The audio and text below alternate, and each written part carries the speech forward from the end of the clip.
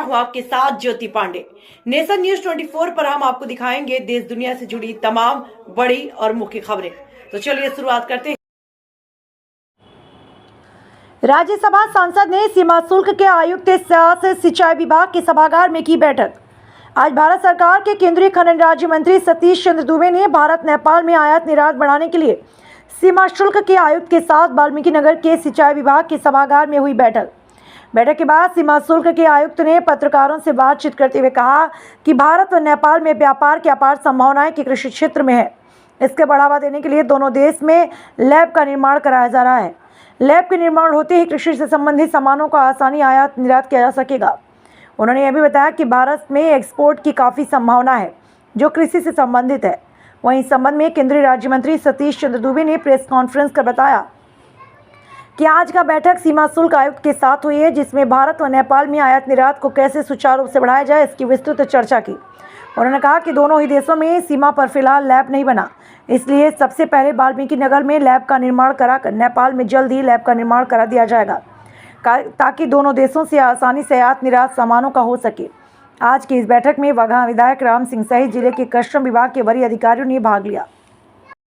माननीय मंत्री जी चाहते थे कि किस तरीके से हम लोग जो आयात निर्यात होता है नेपाल से हमारा, उसको और हम लोग कैसे बढ़ाएं। अभी यहाँ पे वो शुरुआत नहीं हो पा रही है। तो इसका जो एक कारण रहा है शुरू से कि नेपाल साइड में जो कोई भी सामान जाता है एग्रीकल्चर से संबंधित प्लांट का, तो उसकी एक लैब फैसिलिटी होती है जिसमें उस सामान की जाँच होती है।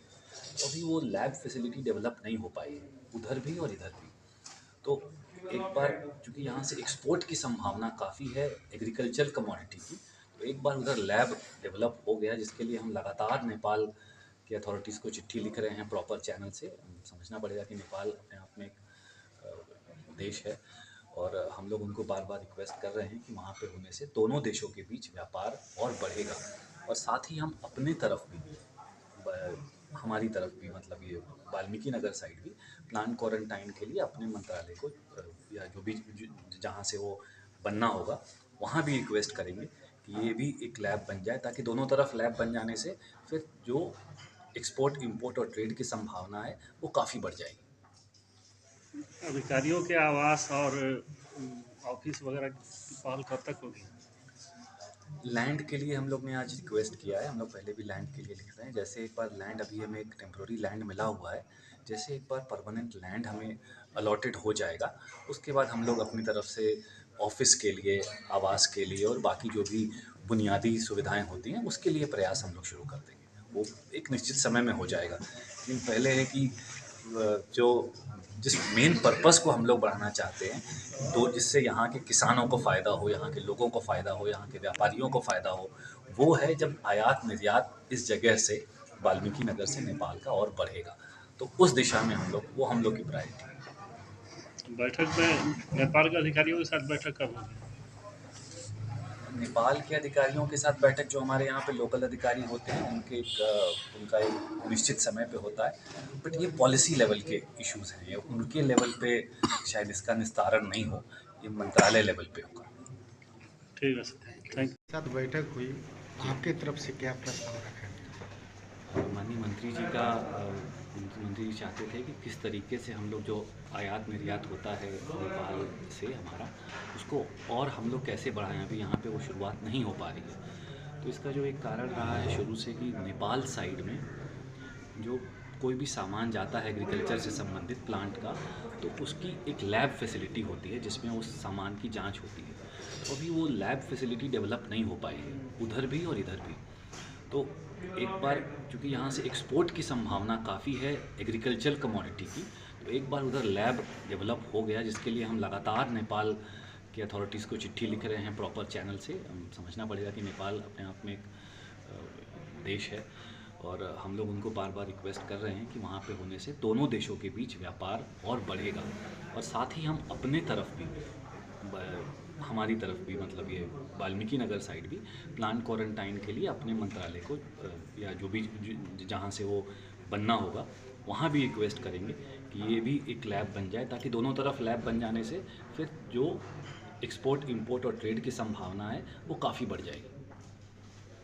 अधिकारियों के आवास और ऑफिस वगैरह की पहल कब तक होगी?